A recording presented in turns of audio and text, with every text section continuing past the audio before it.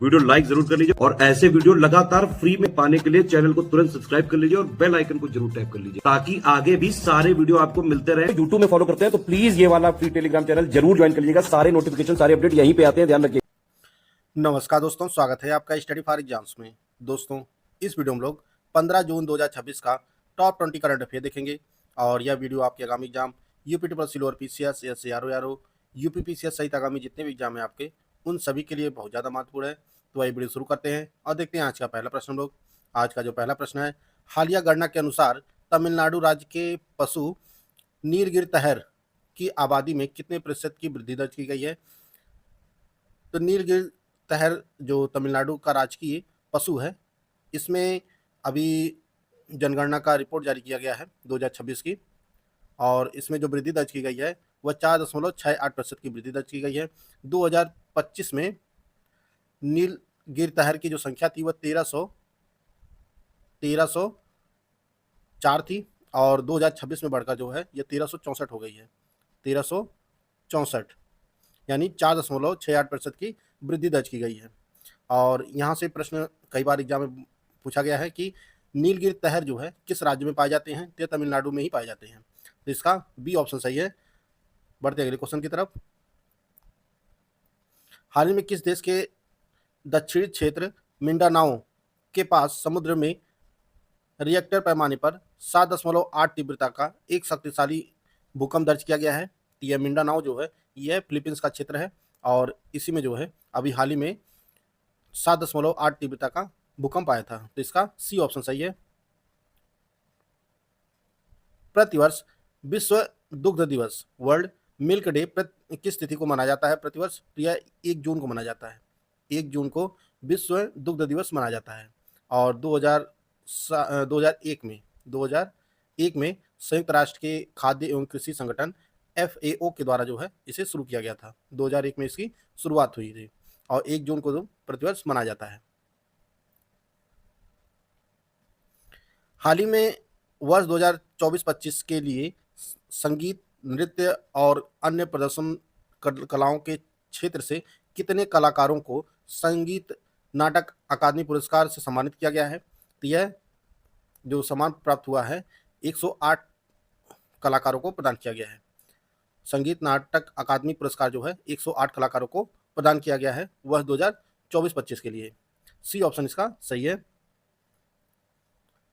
हाल ही में IIT मद्रास द्वारा विकसित एंकर एटलस मुख्य रूप से मानव मस्तिष्क के किस हिस्से से संबंधित है? यह ब्रेन स्टेम से संबंधित है। हाल ही में IIT मद्रास द्वारा एंकर एटलस विकसित किया गया है। यह दुनिया का सबसे विस्तृत 3D ब्रेन स्टेम एटलस है और इसका जो पूरा नाम है एंकर का वह है atlas of neurochemical characterization of the human brain stem with 3D reconstruction. यह इसका पूरा नाम है एंकर का और इसे IIT मद्रास के द्वारा विकसित किया गया है। यह दुनिया का सबसे विस्तृत 3D ब्रेन स्टेम एटलस है। बी ऑप्शन इसका सही है। Institute for Economics and Peace IEP द्वारा जारी ग्लोबल पीस इंडेक्स 2026 में भारत का कौन सा स्थान रहा? तो भारत 163 देशों में 127वें स्थान पर है। वो ग्लोबल पीस इंडेक्स में भारत 127वें स्थान पर है और जो टॉप के देश हैं वह आइसलैंड पहले स्थान पर है। आइसलैंड यह पहले स्थान पर है। दूसरे स्थान पर आयरलैंड है और तीसरे स्थान पर न्यूजीलैंड है और भारत की जो रैंकिंग है वह 127वीं है। बढ़ते अगले क्वेश्चन की तरफ। अगला प्रश्न है, हाल ही में असम सरकार और यूरोपीय संघ ने किस शहर में ब्लू वैली क्लस्टर का शुभारंभ किया है?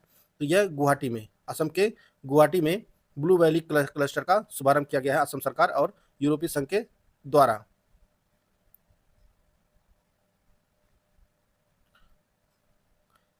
किरथई चरण सेकंड जल विद्युत परियोजना किस नदी पर स्थित है जिसे हाल ही में पुनर्जीवित किया गया है? यह परियोजना जो है चिनाब नदी पर बनाई गई है जम्मू कश्मीर के किश्तवाड़ जिले में।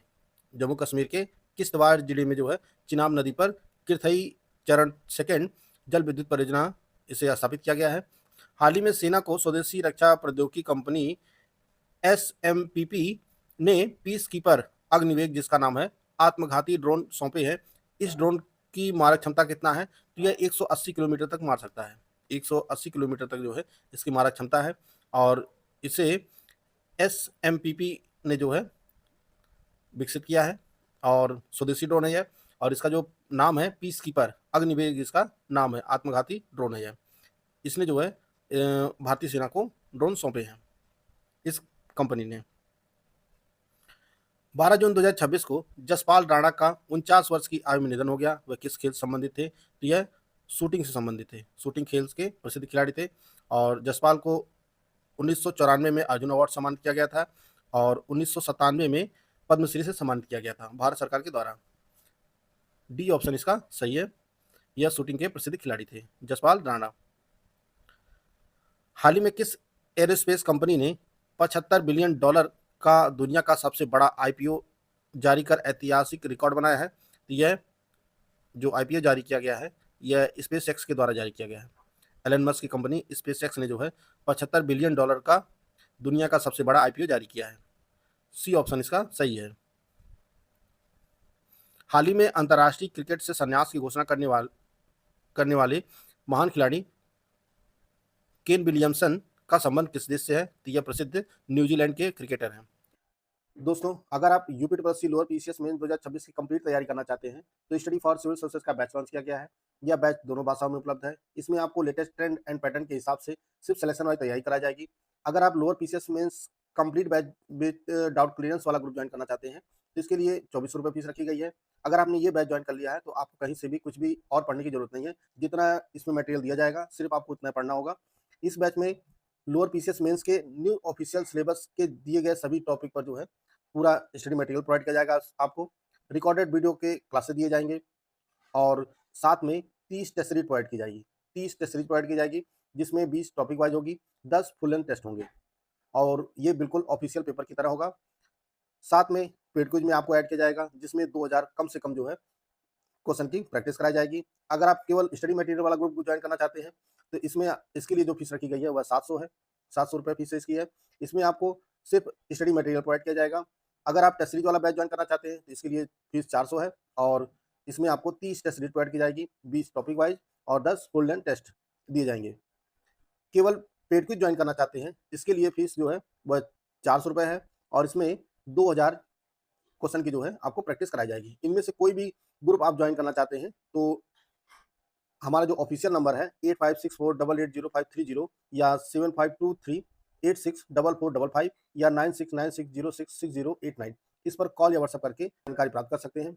12 जून 2026 को रक्षा मंत्री राजनाथ सिंह द्वारा किस शहर में अत्याधुनिक एडवांस्ड वेपन सिस्टम केंद्र का उद्घाटन किया गया है, तो यह हैदराबाद में किया गया है। रक्षा मंत्री राजनाथ सिंह ने हैदराबाद में एडवांस वेपन सिस्टम केंद्र का उद्घाटन किया है 12 जून 2026 को। बी ऑप्शन इसका सही है।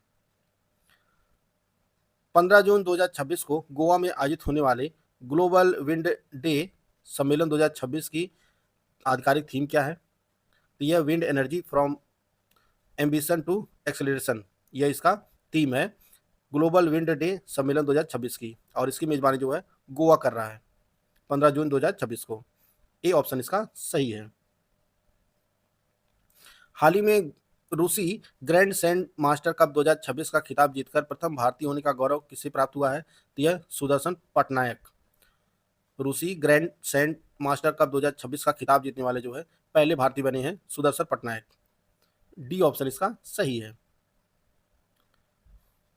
हाल ही में किस संस्थान ने जल में आर्सेनिक की त्वरित जांच हेतु आर्सेन सेफ नामक पोर्टेबल उपकरण विकसित किया है, यह आईआईटी भुवनेश्वर ने विकसित किया है। जल से आर्सेनिक की त्वरित जांच करने के लिए जो है जल में आर्सेन सेफ नामक पोर्टेबल उपकरण विकसित किया गया है आईआईटी भुवनेश्वर के द्वारा। डी ऑप्शन इसका सही है। हाल ही में 98 वर्ष की आयु में दिवंगत हुई गौरी देवी का संबंध मुख्य रूप से किस विशिष्ट लोक गायन शैली से था, तो यह मांड प्रसिद्ध लोक गायिका थी। सुप्रसिद्ध मांड लोक गायिका थी गौरी देवी जिनका 98 वर्ष की आयु में निधन हो गया। यह इसका बी ऑप्शन सही है। विश्व बैंक और S&P ग्लोबल मार्केट इंटेलिजेंस द्वारा जारी कंटेनर पोर्ट परफॉर्मेंस इंडेक्स 2025 में जवाहरलाल नेहरू बंदरगाह प्राधिकरण ने वैश्विक स्तर पर कौन सा स्थान हासिल किया है?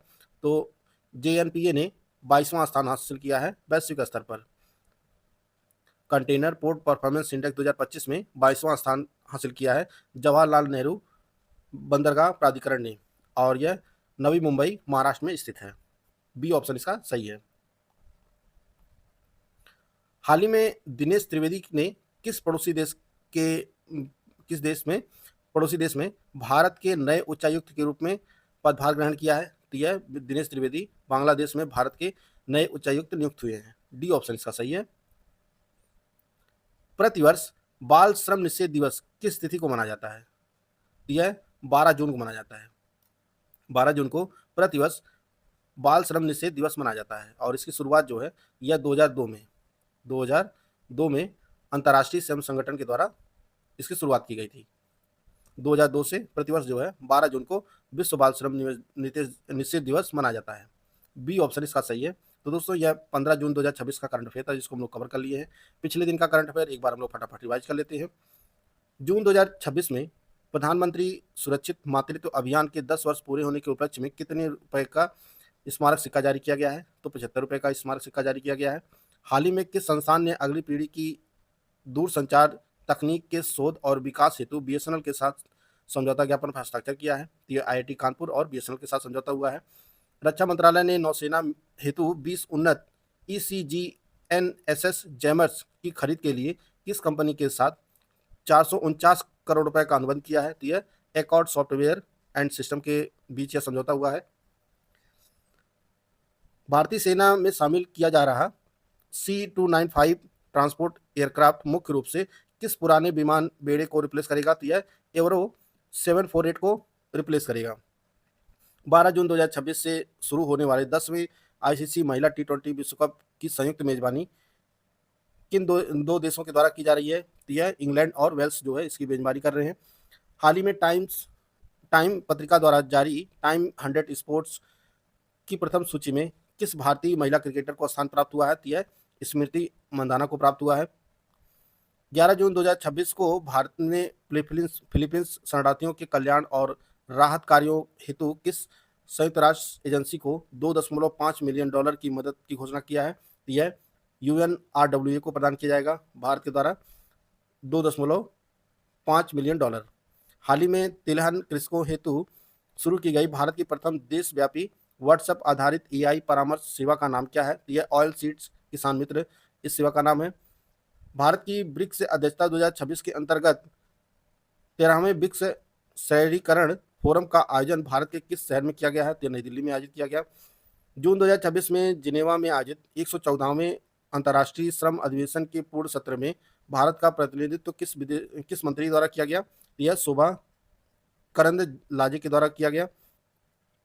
हाल ही में किस मंत्रालय द्वारा दिव्यांगजन विश्वकर्मा कारीगरों को सशक्त बनाने हेतु one station one product OSOP पहल का विस्तार किया गया है? यह सूक्ष्म लघु एवं मध्यम उद्यम मंत्रालय के द्वारा किया गया है। 9 जून 2026 को उत्तर प्रदेश सरकार द्वारा ग्रामीण क्षेत्रों में अंतिम छोर तक कनेक्टिविटी और डिजिटल शिक्षा सुनिश्चित करने हेतु किस नई पहल की शुरुआत की गई है? तो 9 जून 2026 को प्रोजेक्ट गंगा लॉन्च किया गया है उत्तर प्रदेश सरकार के द्वारा। हाल ही में खोजे गए 12 करोड़ वर्ष पुराने 4 पंखों युक्त डायनासोर जियान चांग मायसिन्स का जीवाश्म किस देश में प्राप्त हुआ है? तो चीन में प्राप्त हुआ है। हाल ही में मध्य प्रदेश के किस शहर में जल गंगा संवर्धन अभियान के अंतर्गत सदा नीरा समागम का आयोजन किया गया, जिसे अंतर्राष्ट्रीय सराहना मिली है? तो यह भोपाल में आयोजित किया गया। राष्ट्रीय परिवार स्वास्थ्य सर्वेक्षण 6 के अनुसार भारत के किस राज्य केंद्र शासित प्रदेश में कुल प्रजनन दर सबसे कम 0.9 दर्ज की गई है? तो यह अंडमान और निकोबार द्वीप समूह में दर्ज की गई है। जून 2026 में केंद्र सरकार ने किन 2 पूर्वोत्तर राज्यों के साथ उनके सीमावर्ती क्षेत्रों में कच्चे तेल और प्राकृतिक गैस की संयुक्त खोज हेतु एक ऐतिहासिक त्रिपक्षीय समझौते हस्ताक्षर किया गया है? समझौते पर यह असम और नागालैंड के बीच किया गया समझौता हस्ताक्षर। 11 जून 2026 को विदेश मंत्रालय द्वारा वरिष्ठ IFS अधिकारी रुद्र गौरव श्रेष्ठ को किस देश में भारत का नया राजदूत नियुक्त किया गया है? तो तुर्की के नए राजदूत नियुक्त हुए हैं। 11 जून 2026 को केंद्र सरकार द्वारा किसे भारतीय रिजर्व बैंक के केंद्रीय बोर्ड में निदेशक के रूप में नामित किया गया है? ये संजय लोहिया को नामित किया गया है। वैज्ञानिकों द्वारा हाल ही में ताजे पानी की नई मछली की प्रजाति इचाथलाकेंडा इनकॉग्निटा की खोज भारत के किस टाइगर रिजर्व में की गई है? यह पेरियार टाइगर रिजर्व जो केरल में स्थित है, यहीं पर खोजी गई है। हाल ही में किस द्वीप पर पानी के अंदर सबसे ऊंचा मानव पिरामिड बनाकर गिनीज वर्ल्ड रिकॉर्ड बनाया गया है? तो यह अंडमान निकोबार में स्थित है, यह स्वराज द्वीप। यहीं पर जो है यह पानी के अंदर सबसे ऊंचा मानव पिरामिड बनाकर जो है वर्ल्ड रिकॉर्ड बनाया गया है। तो दोस्तों यह आज का करंट अफेयर था जिसको हम लोग कवर कर लिए हैं। वीडियो आपको अच्छा लगे तो लाइक कर सकते हैं, चैनल को सब्सक्राइब कर लीजिए। मिलते हैं नेक्स्ट वीडियो में, तब तक जय हिंद, जय भारत।